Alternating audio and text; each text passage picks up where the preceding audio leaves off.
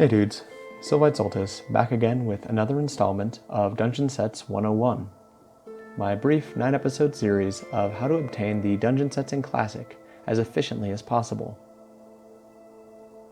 Last time, I went over how to get the Devout set, which is the Priest's Tier 0, or Dungeon Set 1.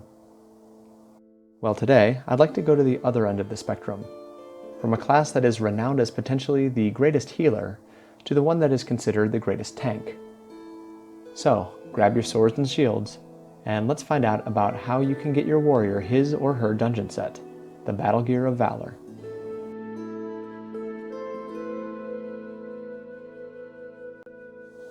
Just like all the dungeon sets, the Battlegear of Valor contains 8 pieces, 3 of which drop from the final bosses of the endgame dungeons STRATHOLME UNDEAD, SCHOLOMANCE, and Upper BLACKROck SPIRE.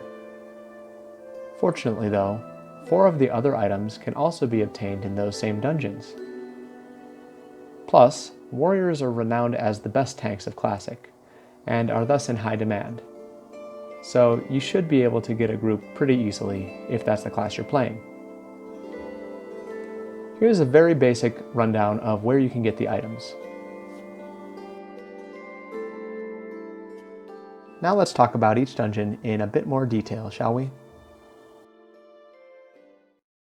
To begin your quest for the Valor set, head to STRATHOLME UNDEAD.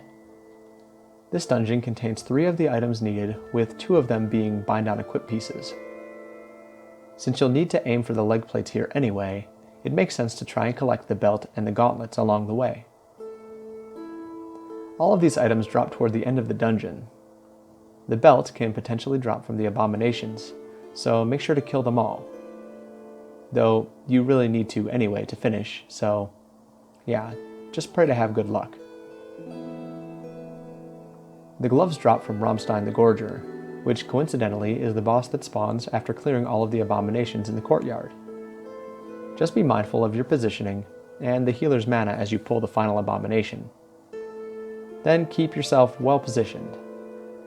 Don't forget that after he falls, a bunch of non-elite skeletons will spawn off to the left of the room that will beeline toward your healer. Anyway, after Rammstein and the Aftermath have all been cleared out, you can take on the final boss of this dungeon, Baron Rivendare. Now this boss drops all 9 dungeon set legs, so you've got about an 11% chance of getting the Valor ones each time you defeat him. For this fight, position the boss where he stands so that ranged and your healer can get far enough away. Also, make sure that your healer has a couple of STRATHOLME holy water handy for when the skeletons spawn, as there will no doubt be a couple of skeletons gnawing on his or her face at some point.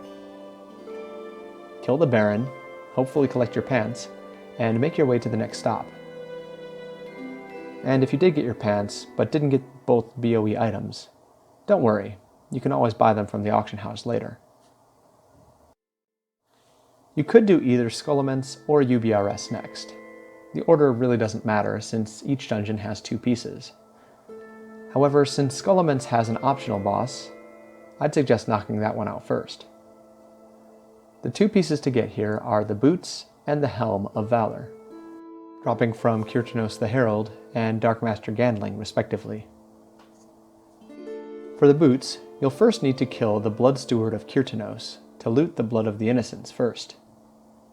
She's located in the first large room of the dungeon, but unfortunately on the opposite side that you'll want to go. Either way, clear over to her, kill her, and get the blood. Then continue until you reach the balcony overlooking the outside of Caradaro. There, use the blood on the altar to summon Kyrtanos. This fight itself is fairly simple, but as a tank, you'll need to make sure that you tank him with your back to a wall, as you can easily get knocked out of the window and straight out of the dungeon by his knockback ability. Also note that he resets aggro periodically, so be ready to taunt and grab him back. When he falls, hope that you get your Boots of Valor so that you don't have to do this again. Continue through the dungeon until the final boss, Darkmaster Gandling. This guy drops the helms for all 9 sets, so it's imperative that you finish the dungeon. This fight is fairly simple except for one ability, the teleport. Occasionally, he will teleport one party member into one of the surrounding rooms with 3 skeletons to kill, and lock the door. Make sure to designate a backup tank or a backup healer in case he chooses to teleport one of these 2 members. And if the healer is banished, make use of cooldowns to survive as necessary. Down the boss and pray to RNGesus for your helm. Finally, the third dungeon you'll have to run to collect the Valor set is UBRS. There are 2 pieces that drop here, the Spaulders and the Breastplate, from Warchief Rend Blackhand and General Dracasath, respectively. Go through the dungeon as efficiently as possible until you reach the Rend Blackhand event, which is about halfway through. If you're unlucky, you might have a priest that wants to do the Rookery event for some devout shoulders. But whether or not you help that poor soul is up to you. And the group, of course. Anyway, for the event, be careful about how you pull the mobs. Don't run into the gate because you could get locked in without your healer. Instead, try to use line of sight to your advantage. Clear all the mobs, and then work on Geith. Partway through the boss encounter, Rend will get knocked off of his dragon, and you'll have to pick him up before he eats the party. At this point, it's pretty much a tank and spank, so pray for your shoulders. Progress through the dungeon until the final boss fight, General Dracasath. This boss drops the Breastplate of Valor, along with the other 8 set chests. As a tank, have a hunter kite the boss and pick up the adds, facing away from the DPS and healers, of course. When the boss comes back, whether due to the dead hunter or otherwise, pick him up and hold him. Be mindful of the conflagration, and you should down him pretty easily. If you're lucky, you'll get your chest. If you're unlucky, well, you won't.